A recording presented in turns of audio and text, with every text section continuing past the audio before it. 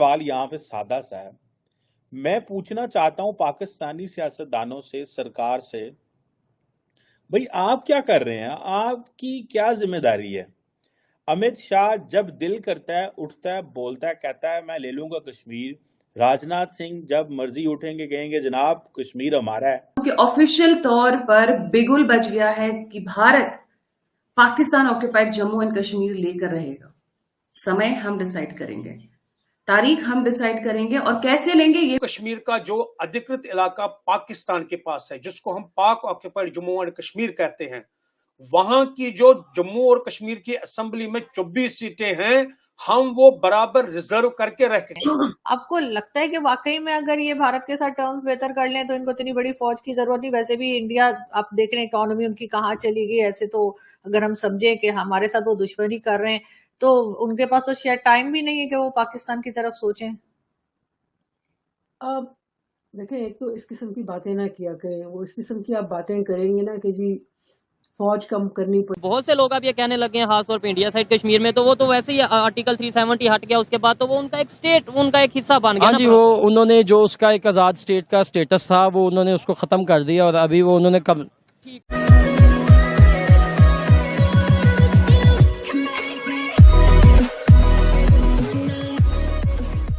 नमस्कार दोस्तों, कुछ दिन पहले लोकसभा के अंदर, पार्लियामेंट के अंदर अमित शाह ने कश्मीर को लेकर एक बिल पास किया था और उसमें ये जो पीओके के अंदर जो हम उसको अपना हिस्सा मानते हैं, उस हिसाब से हमने सीट्स जो है वो डिक्लेयर की। उसके अलावा वहाँ से जो शरणार्थी आते हैं उनके लिए भी सीट्स डिक्लेयर की, ये सब कुछ। और देखिए, इंडिया के अंदर कश्मीर को लेकर, खास करके पीओके को लेकर कुछ न कुछ हरकतें होती रहती है। अब यहाँ पर कमर चीमा का दरअसल कहना ये है यहाँ पर कि भाई ये जो सिचुएशन है वो हमको प्रेशराइज करने के लिए की जा रही है। हमारी तरफ से इस टाइप का कोई भी आंसर नहीं दिया जाता इंडिया को कि भाई देखिए हम भी ये करेंगे, हम भी वो करेंगे।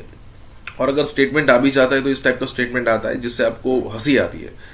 जैसे पिछले दिनों पाकिस्तान के प्रधानमंत्री की तरफ से एक स्टेटमेंट आया था कि हम 300 लड़ाइयाँ और लड़ सकते हैं इंडिया के साथ। मतलब अगर मान लीजिए कि इंडिया और पाकिस्तान की लड़ाई हो जाती है तो 2-4 घंटे भी नहीं टिक पाएगा पाकिस्तान।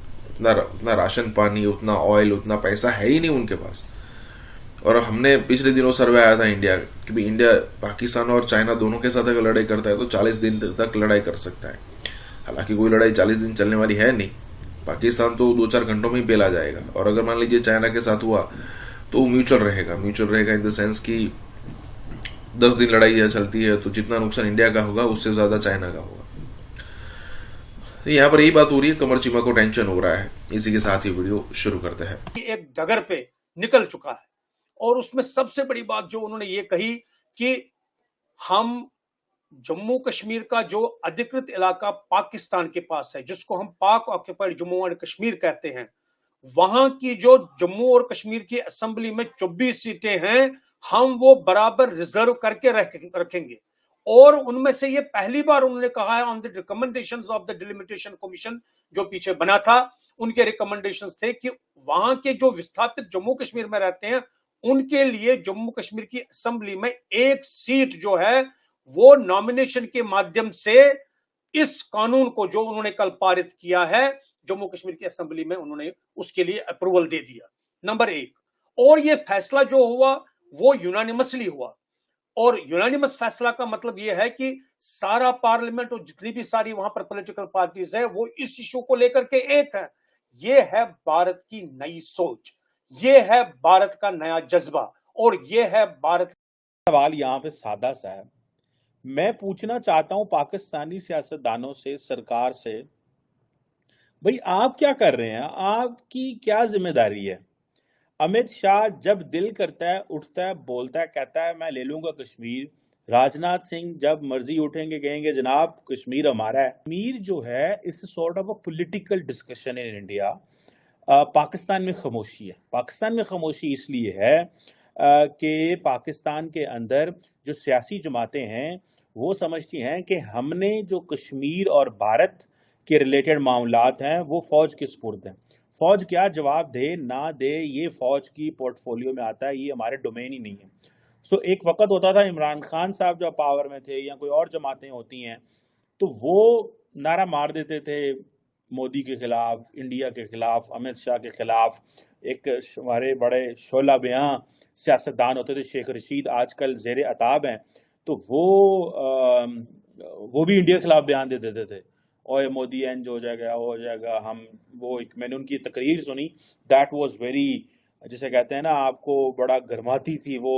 खास तौर पे इमरान खान ने उनको रखा हुआ था अपनी पार्टी के अंदर कि वो बड़ी गर्मजोशी से बात करते थे और इंडिया के खिलाफ बात करते थे, लोगों के अंदर वो जो एंटी इंडिया नैरेटिव को पाकिस्तान में बाय करने के लिए, कि देखें जी ये जो जमातें हैं ये ऐसे करेंगी। सो मोदी साहब को टारगेट करेंगे जी कि हम वहाँ पे इंडिया में घास नहीं उगेगा, हम न्यूक्लियर वेपन, मतलब न्यूक्लियर वेपन तो बिल्कुल वैसे ही कह देते थे जैसे मलेच कोई शबराती तैयारियों के लिए पटाखे फटूखे चलाने, ऐसे न्यूक्लियर तो हमारे मिनिस्टर ऐसे मुंह में निकाल रहे थे, जिसका फिर फॉलो आउट हुआ।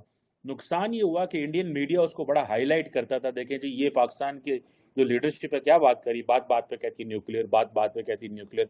तो इंडिया में भी सियासतदानों ने यह तासुर दिया और उनके पॉलिसी मेकर्स ने कि यार देखो, the Pakistan's military which is responsible for all these things, they have never uttered a word on this. उन्होंने आज तक कोई इसके ऊपर एक न्यूक्लियर के लफ्ज का नाम भी नहीं बोलते। वो कई लोगों का कहना ये है कि पाकिस्तान अगर भारत के साथ अपने टर्म्स सही कर ले तो उसको डिफेंस बजट पे इतना खर्चा नहीं करना पड़ेगा, फिर इतनी बड़ी फौज रखने की जरूरत नहीं रहेगी। दूसरी तरफ बलूचिस्तान हो या केपी के, वहां पे फौज के खिलाफ ये जो दहशतगर्दी है करके भी नारे लगाए जाते हैं। आपको लगता है कि वाकई में अगर ये भारत के साथ टर्म्स बेहतर कर लें तो इनको इतनी बड़ी फौज की जरूरत नहीं? वैसे भी इंडिया, आप देख रहे हैं इकोनॉमी उनकी कहाँ चली गई। ऐसे तो अगर हम समझे कि हमारे साथ वो दुश्मनी कर रहे हैं तो उनके पास तो शायद टाइम भी नहीं है कि वो पाकिस्तान की तरफ सोचें। अब देखें, एक तो इस किस्म की बातें ना किया करें। वो इस किस्म की आप बातें करेंगे ना कि जी फौज कम करनी पड़ेगी तो इनको परेशानी हो जाती है, फिर ये और उस तरफ चल पड़ते हैं।